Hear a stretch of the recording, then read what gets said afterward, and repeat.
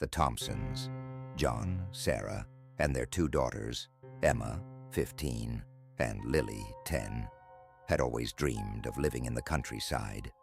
When they found an old farmhouse in Hollow Creek, they were captivated by its rustic charm and the surrounding serene landscape. They quickly decided to buy the house, despite its age and the fact that it had been vacant for years. As they settled in, the family noticed small, strange occurrences. Emma found an old music box in the attic that played an eerie tune, and Lily complained of hearing whispers at night. Sarah, an artist, felt a cold presence whenever she painted in the basement studio. John, a skeptic, dismissed these incidents as the quirks of an old house. One night, as Emma was brushing her teeth, she saw a figure in the mirror behind her, a pale woman in a long dress. She turned quickly, but there was no one there. Emma's heart raced as she told her parents, but John reassured her it was just her imagination. Sarah, however, began to feel uneasy. The next day, Sarah noticed bruises on Lily's arms. When asked, Lily said a woman in a white dress had held her too tightly while she slept. This alarmed Sarah, who decided to research the history of the house. Sarah visited the local library and discovered that the farmhouse once belonged to the Greaves family, who mysteriously vanished in the 1920s. According to legend, Mrs. Greaves was a practicing occultist who performed dark rituals in the house. The townspeople believed she had summoned something evil that led to the family's disappearance. Sarah confided her findings to John, who remained skeptical but agreed to be more vigilant. That night, they both heard footsteps in the hallway and the sound of the music box playing by itself. John went to investigate but found nothing.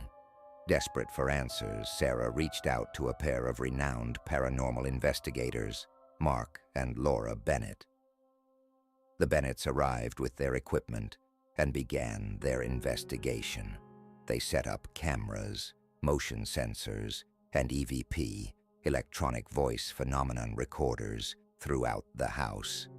During the first night of their investigation, they captured chilling evidence: the whispers of a woman's voice saying, "Leave my home," and shadowy figures moving in the hallway. The Bennetts concluded that the spirit of Mrs. Greaves was haunting the house, and she was not alone. Following a lead from one of the recordings, Mark and Laura discovered a hidden room in the basement behind a false wall. The room contained an altar with black candles, strange symbols painted on the walls, and a diary belonging to Mrs. Greaves.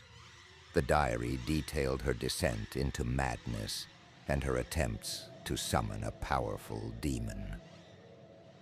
As they read through the diary, the atmosphere in the house grew more oppressive. The Bennetts decided that a cleansing ritual was necessary to rid the house of the malevolent spirits. The family gathered in the basement with the Bennetts to perform the ritual. Mark and Laura began chanting incantations from an ancient text, while Sarah and John held their daughters close. The temperature dropped, and the room filled with a thick, black smoke.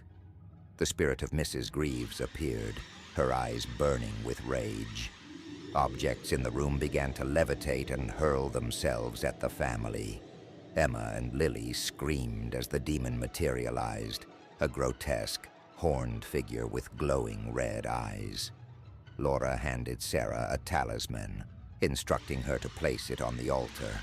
As Sarah approached, the demon lunged at her, but John intercepted, pushing it back with all his strength. Sarah managed to place the talisman on the altar, and the room shook violently.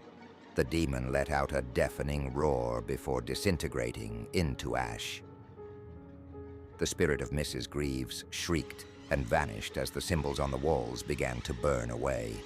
The oppressive atmosphere lifted, and the house grew silent. In the days following the ritual, the Thompsons began to feel at peace in their home. The bruises on Lily's arms faded, and the eerie occurrences ceased. Sarah continued her research and discovered that the Greaves family had been found buried in the nearby woods, their bodies showing signs of a violent struggle.